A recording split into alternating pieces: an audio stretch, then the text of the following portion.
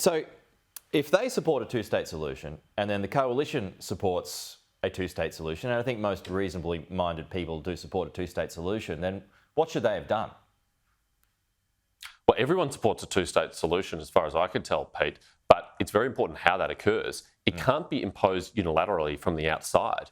And the problem partner here that's refusing to engage in negotiations and refusing to have a two-state solution is not the State of Israel. It's the State of Israel which has, over the last 2 decades, offered repeated offers of peace to the Palestinian Authority, offered repeated offers to recognise a Palestinian state, and every single one of those offers has been rebuffed and rejected by Palestinian leadership. The pressure that needs to be brought to bear is on the Palestinian Authority and on Hamas, for Hamas to release the hostages and to lay down their arms, and for the Palestinian Authority to come back to the negotiating table with a reasonable approach that is achievable in our lifetimes. Now, those are the intransigent actors in this. Everybody who's studied this, everybody who's involved in this understands that. It's been very well documented by historians, by Bill Clinton and others who are involved in the extensive and peace efforts over many years.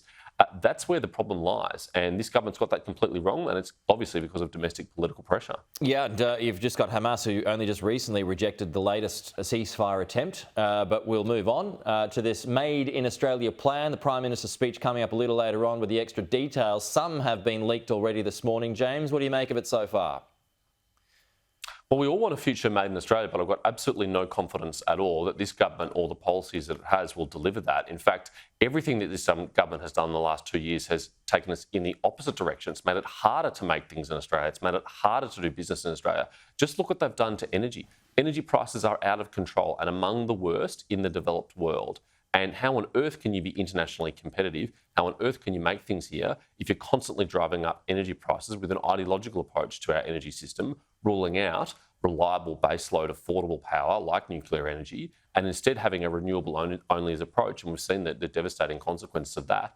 This is a government which has rewarded its union allies at every step of the opportunity, of course, making us less competitive in the process. This is a government that can't control spending, that has increased taxes. But how on earth are we going to be internationally competitive if you're piling all this pressure on business and on those who actually do make things in this country? Governments all over the world are intervening aggressively post-COVID. You've got the US, UK, Japan, South Korea, European nations among them too.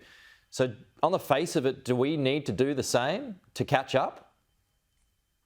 Pete, I'm deeply sceptical about the merits of centrally planning your economy to try and make it competitive. Politicians and bureaucrats are not the best placed to choose where scarce resources like capital are allocated in an economy. That's what markets are for. And history shows us how often it fails in the past when that happens. But it's particularly the case for a small, open trading economy like Australia. We just cannot deploy anywhere near the level of subsidies that our major competitors can. We shouldn't try and compete on that way. We should try and compete with our ingenuity, with our innovation, with our competitiveness, with our entrepreneurship, with our creativity, by backing business and industry with the policy settings that they need to succeed, like affordable energy, flexible labour markets, light touch on regulation, low taxes. They're the kind of things that will make Australia competitive internationally. They're the kind of things that will help us make things, make us prosperous, not this top-down, Canberra-centric, politicians decide approach, which is just going to be littered with failures that has always been in the past. All right, James Paterson, we'll leave it there. Appreciate your time as always, though. We will talk to you again soon. Thanks, and Pete. James is not on his own when it comes to criticism of this plan today.